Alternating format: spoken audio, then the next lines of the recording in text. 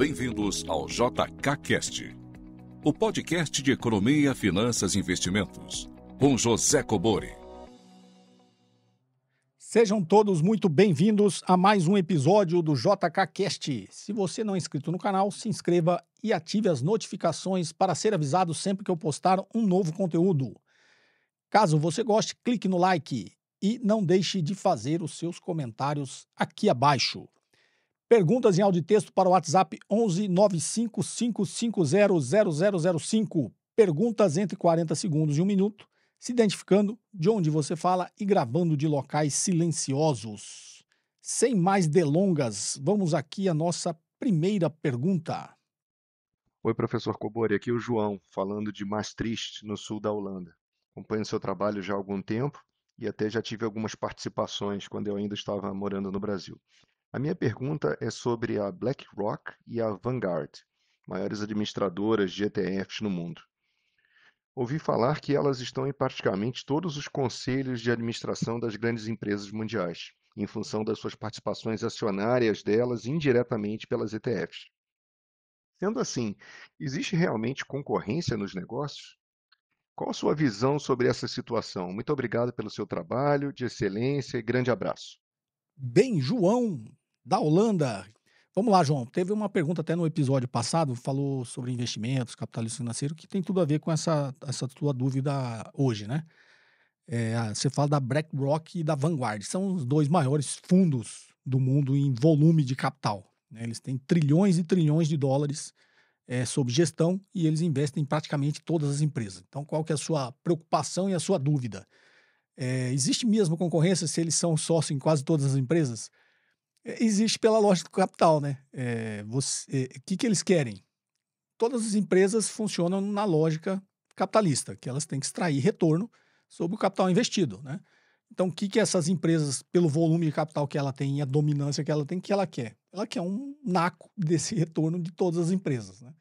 Aí você fala assim, mas existe concorrência? Existe. Para essas empresas gestoras, né, esses grandes fundos, a BlackRock e a Vanguard, a concorrência que se mate, dando o retorno que eles querem, né? Talvez a sua dúvida seja por que ele vai incentivar as empresas que ele é sócio concorrer se uma pode quebrar a outra não. Tá, mas quebra uma e entra outra no lugar que inclusive ele é sócio também.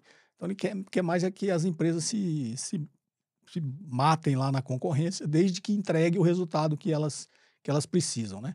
Então, dada a dominância que elas têm no mercado e ela tirando um naco do retorno de todas essas empresas, para ela é indiferente quem vai morrer pelo caminho, quem vai nascer, desde que ela seja sócio de todas elas, né? Seria talvez uma analogia simples que se eu fizesse para você lá o dono do UFC, né? Ele quer mais que os caras se matem lá, dê porrada um no outro, desde que elas entreguem o retorno que a empresa, né, detentora lá do UFC quer ter com essa briga toda que está tendo lá dentro do octógono, para eles é indiferente, né? Vai pagar cada empresa, um lutador vai perder muito lá e vai ser demitido e vai sair. Ela pagou aquele, né? Mas não deu o retorno que o UFC queria, demitiu, veio outro, entrou outro. É a mesma coisa que eles enxergam as empresas da mesma forma. Cada uma vai me dar o retorno que me interessa. Aquela que não tiver mais dando retorno, justamente porque o retorno financeiro é o sucesso ou não da empresa. Aquela que não tiver mais dando retorno, ela vai morrer, vai falir, vai vir outra no lugar. Eu vou sair daquela e ponho o dinheiro na outra. Como elas têm dinheiro em quase todas as grandes empresas, então é essa lógica que prevalece e a sua dúvida acho que pode ser atendida por essa lógica, né? Para ela é indiferente. Por ela se matem na concorrência, as empresas que briguem, desde que entregue a minha parte, né, do negócio. Tá ok? Acho que seria a minha resposta mais simples para essa sua dúvida. Vamos aqui à próxima pergunta. Professor Cobori, bom dia. Caio Quintino, aqui de Teixeira de Freitas, Bahia. Até que ponto assumir um estilo de vida minimalista, de consumo mais consciente, pode impactar economicamente uma sociedade? Eu acredito que uma das formas de impactar o capitalismo é justamente reduzindo o consumo, pois vivemos num capitalismo onde é criado necessidades artificiais para a manutenção do consumo em níveis satisfatórios de realização do capital. Caio Quintino, aqui de Teixeira de Freitas, da Bahia. Caio, de novo, né? Lembrando vocês, teve um vídeo que eu falei que tá nessa lógica aqui, tá? Que é exatamente essa contradição entre produção e realização no capitalismo, né? Eu falei sobre essa crítica à financiarização da economia, ao capitalismo financeiro, justamente porque existe essa contradição. Então, vou pedir até para a edição pôr esse vídeo que eu falo dessa contradição, é justamente porque você produz, depois você precisa realizar. Para você realizar, você tem que ter demanda, tem que ter mercado, né? Então, se a economia não consegue absorver tudo que eu produzo, até porque eu colaboro para essa demanda ser menor, já que na produção eu preciso ter o meu retorno na produção, só que uma grande parte da força de trabalho que realiza, que faz essa produção, vou usar realização para não confundir, né? Então, nessa minha produção, a classe trabalhadora que produz esse produto, esse bem ou serviço que eu estou vendendo, ela, na outra ponta, vai ser o consumidor.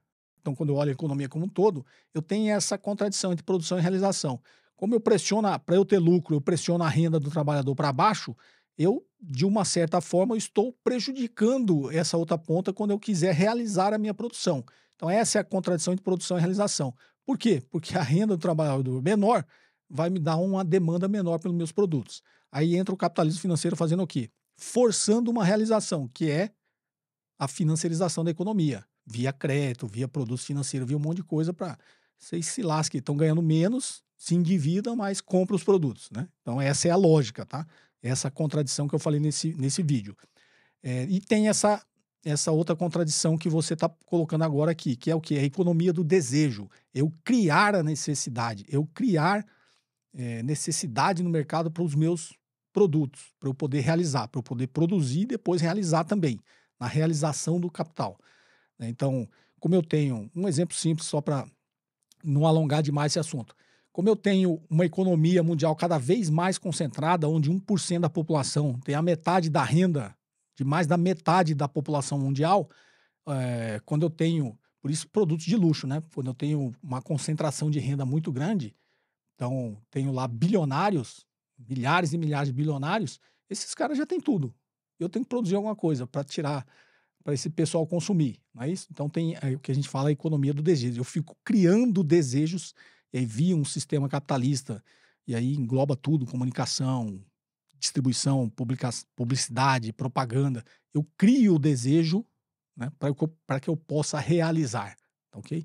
Então quando você vê comprar uma bolsa, não sendo um exemplo só de mulher, mas você vai comprar uma bolsa, existe uma bolsa comum, sei lá, R$ 200, então, bom tamanho. Aí você começa a criar, agora tem bolsa de R$ 500, tem bolsa de R$ 1.000, agora tem bolsa Louis Vuitton de R$ 50.000.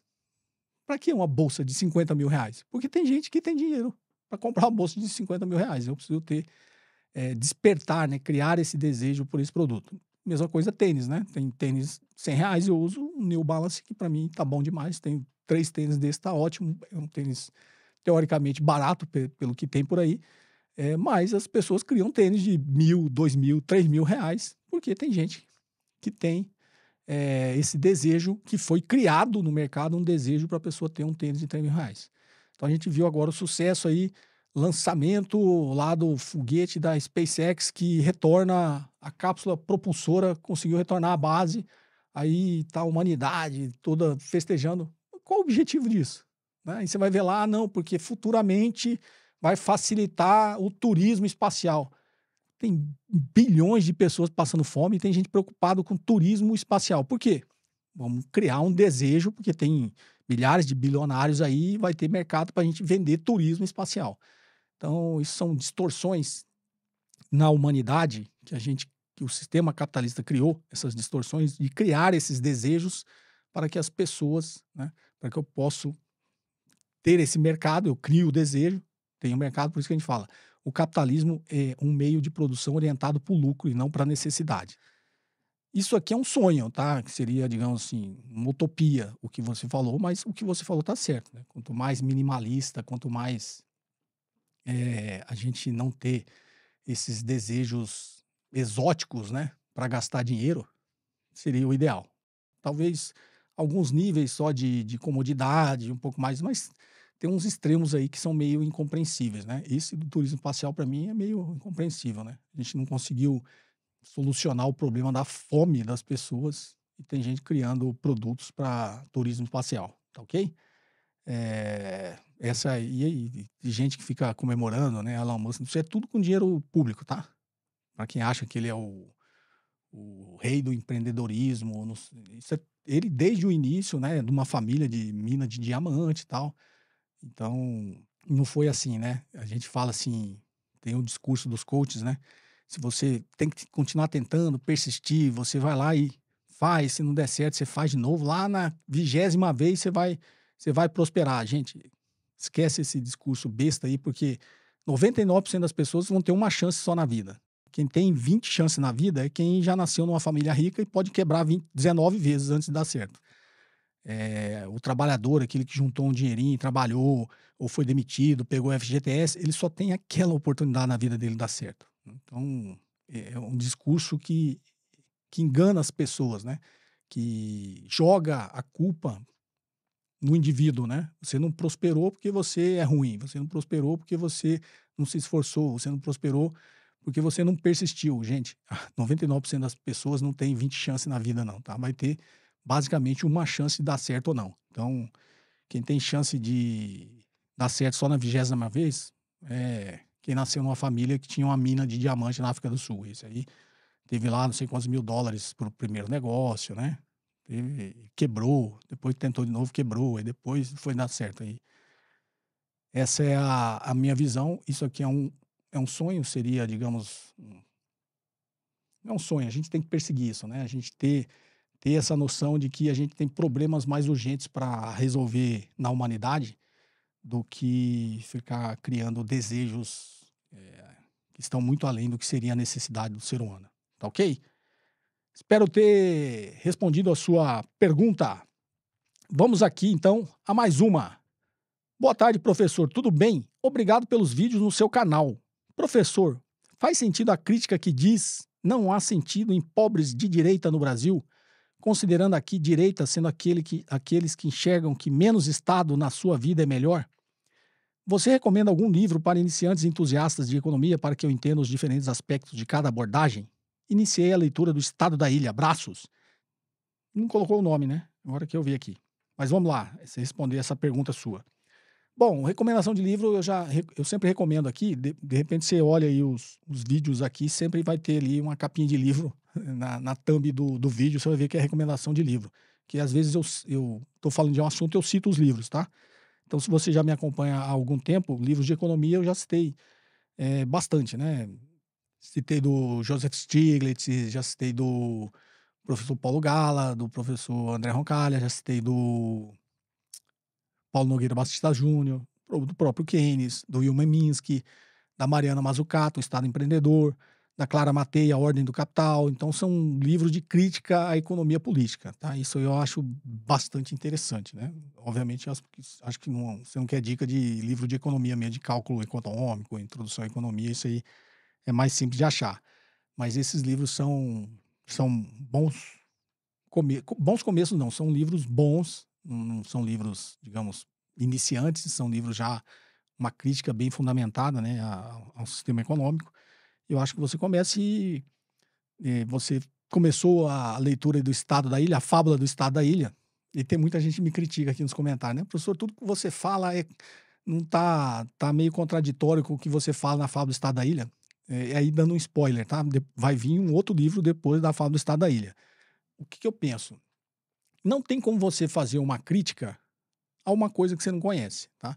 Então eu vou fazer uma sequência da fábula do Estado da Ilha que eu vou criticar aquilo que eu ensinei na fábula do Estado da Ilha, que é o modelo dominante, o modelo econômico dominante, tá? O que está lá na fábula do Estado da Ilha. Então você precisa ler a fábula do Estado da Ilha para entender como funciona o modelo econômico dominante, para depois você ter capacidade de ler uma crítica àquilo. Então, isso é até um spoiler, né? Nem falei isso aí. Talvez a editora até brigue comigo, mas como ela que vai publicar o outro também. Mas eu quero que a fábula do Estado da Ilha ela venda bastante para as pessoas entenderem aquilo. É que eu comento muito aqui no canal, né?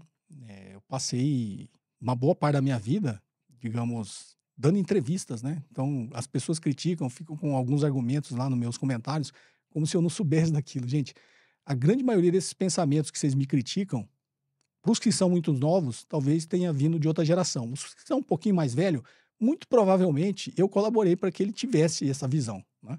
Eu já falei que eu já dei dezenas, talvez centenas de entrevistas, né? Palestras, esse tipo de coisa. Então, passei uns 2 anos, quase toda semana eu aparecia na Globo dando entrevista. Por quê? Porque eu era do mainstream, né? Eu era do mercado financeiro, eu falava o que a grande mídia queria ouvir, como eu era do mercado financeiro, eu acreditava naquilo. Então, eu, de certa forma, fazendo minha culpa, eu ajudei a formar isso aí. Então, é meio que besteira a pessoa entrar no comentário aqui e ficar querendo me ensinar aquilo que eu transmiti para as pessoas, né? Então, a Fábula do Estado da Ilha tem um pouco dessa lógica, tá? Depois virá a sequência aí da Fábula do Estado da Ilha. Mas vamos voltar aqui. O pobre de direita, eu acho isso... eu acho que meio preconceituoso, né? Porque a gente parte do pressuposto que o pobre necessariamente ele é de esquerda. Ou que a consciência imediata dele seria uma consciência imediata de esquerda. E muitas vezes a pessoa não tem nem essa intenção, não tem nem essa, eu sou de direita, eu sou de esquerda. Não, ela acredita num modelo. Por que eu acho complicado essa discussão que parece que está muito na moda aí, né? Pobre de direita, muita crítica. Eu acho, talvez, meio até preconceituoso com as pessoas. A gente fala, a gente precisa entender o porquê ela acredita naquele modelo, né? E porque as pessoas não têm uma consciência imediata, eu sou de direita, eu sou de esquerda, né? Ela não está acreditando no modelo, dizendo, estou indo aqui porque é direita. Muitas vezes ela não tem nenhum conceito do que é direita e esquerda. Acho que eu já falei aqui, esse conceito de direita e esquerda veio da Revolução Francesa, né? Que foi uma revolução contra o absolutismo, que foi apoiada até por uma classe burguesa, para quem não sabe, veio do feudalismo, né? Aí os senhores feudais permitiam que se fizessem comércios dentro, né, do seu feudo. Esses locais onde eram feitos os comércios eram as vilas, as cidades, que eram chamadas de burgos, por isso veio a burguesia, né? Nesses burgos, essa classe desses burgos, que veio a ser chamada de burguesia, faziam os comércios, e depois veio uma pequena revolução que depois foi crescendo e virou a Revolução Francesa. Então, a Revolução Francesa veio contra o absolutismo, depor os monarcas, e aí se criou na Assembleia Nacional Francesa ali os girondinos e os jacobinos, né? Então, direita e esquerda, porque uns sentavam à direita e outros às esquerdas, né? A esquerda, os que sentavam à direita era a alta burguesia, ou seja, eram os burgueses mais elitizados, é isso?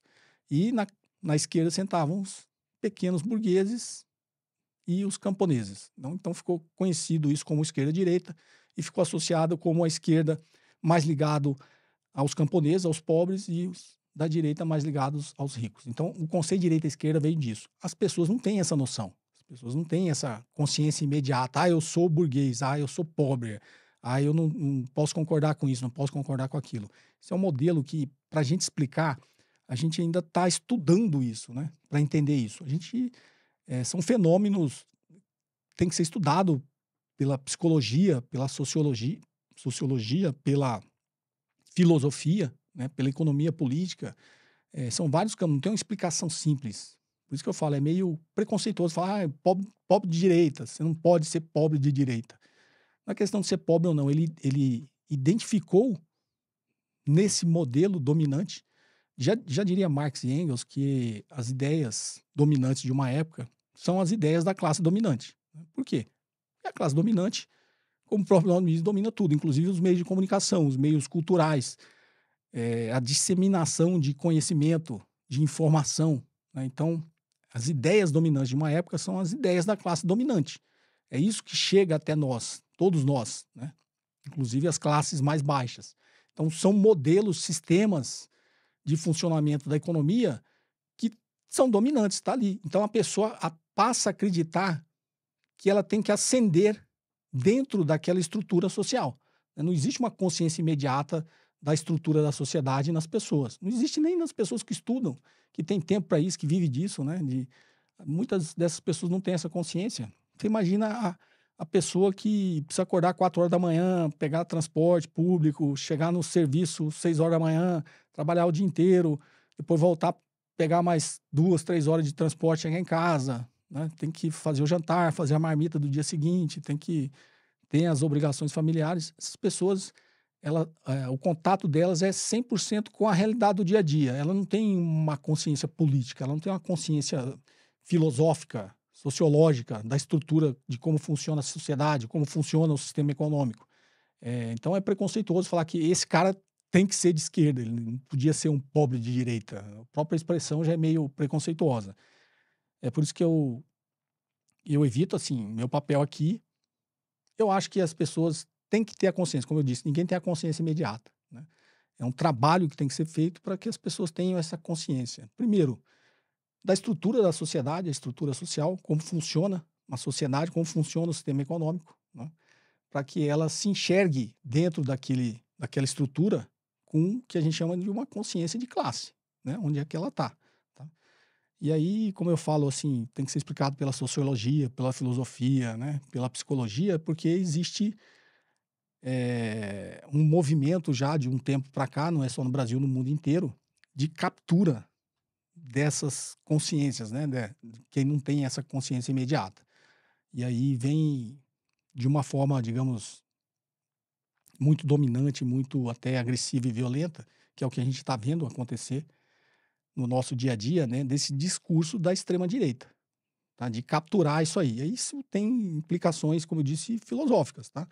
Como você perguntou de livro, né? Eu lembrei aqui da Tirania do Mérito, do Michael Sandel, que fala justamente, né, esse negócio da meritocracia, porque tudo isso está muito ligado a isso, né?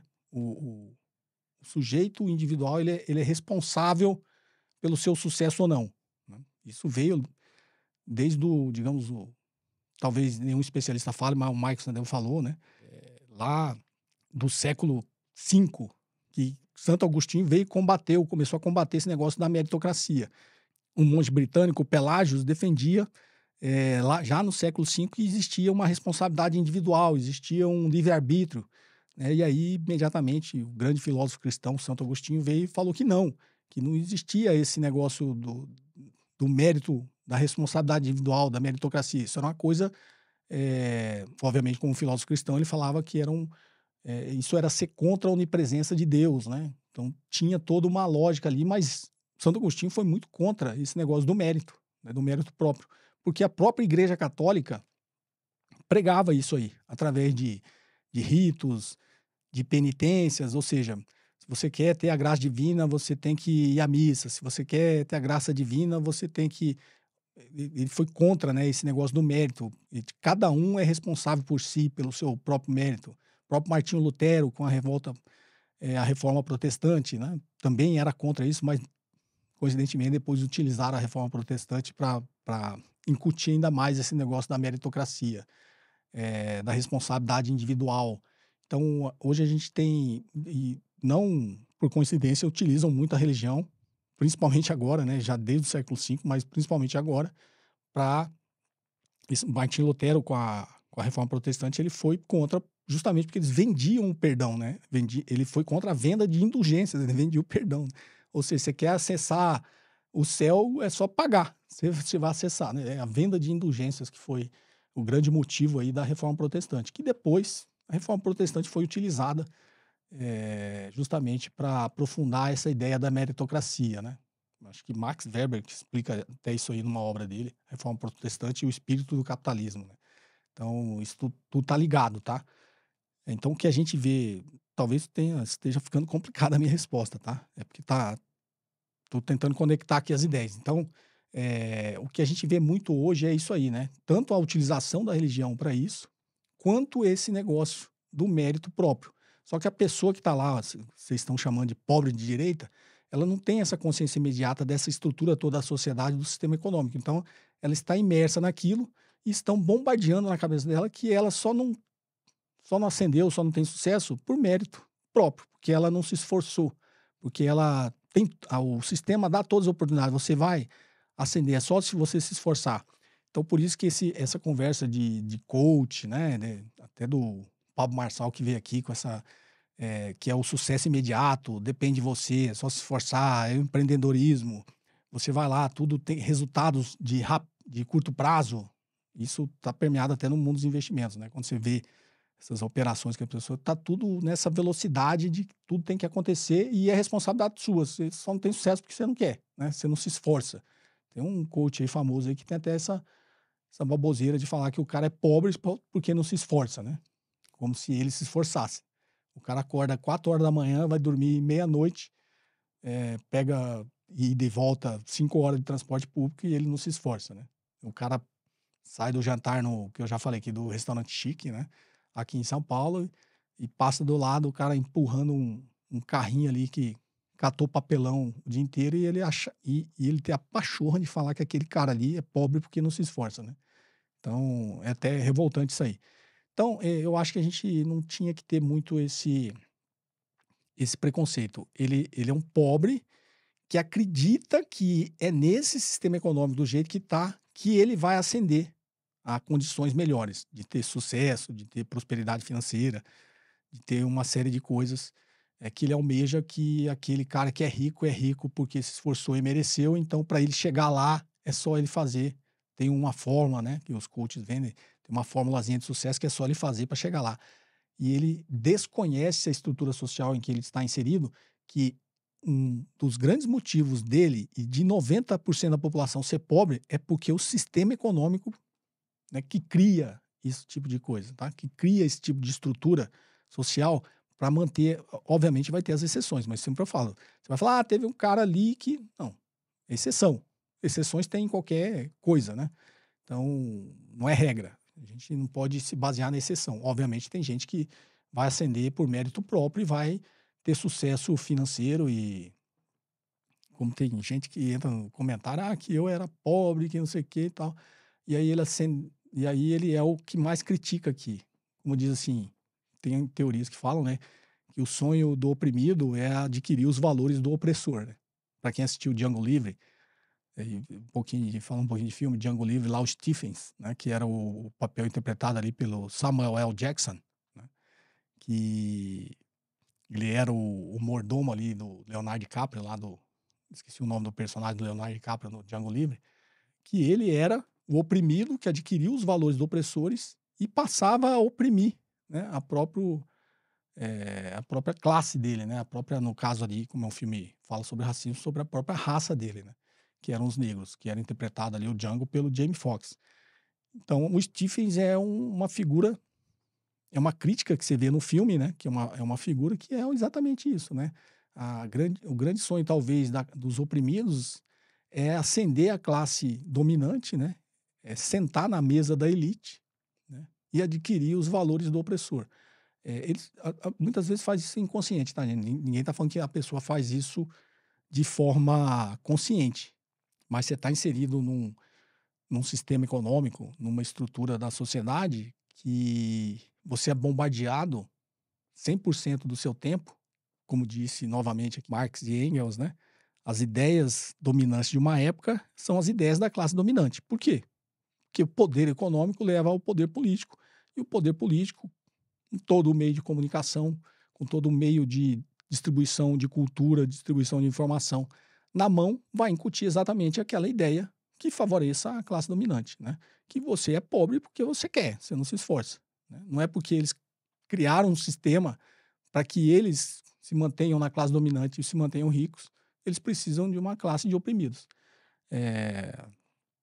É uma evolução, né, na sociedade. Quando você vê, quando acabaram com a escravidão, a Guerra Civil Americana é um exemplo disso, né? A Guerra Civil Americana é justamente porque a parte dos Estados Unidos que não queria acabar com a escravidão tinha um discurso econômico, gente. Eles falaram, pô, vai quebrar os produtores disso, daquilo, porque se não tiver mais escravidão, como é que vai produzir aqui no país?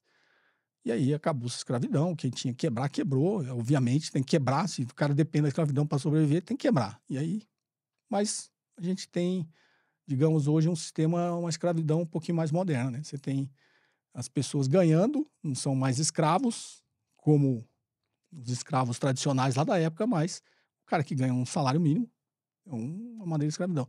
Eu falo isso porque tem um filme no início de muito tempo atrás, interpretado até pelo Antônio Fagundes, chama Gaidin, que conta a história da imigração japonesa para o Brasil, né? Os japoneses, durante um certo período, aqui, principalmente aqui em São Paulo, eles foram escravizados, que era essa escravidão que até hoje o Ministério do Trabalho combate nas propriedades rurais, né? Ou seja, eles trabalhavam na plantação de café e eles eram obrigados ali a consumir os alimentos da fazenda e morar na fazenda.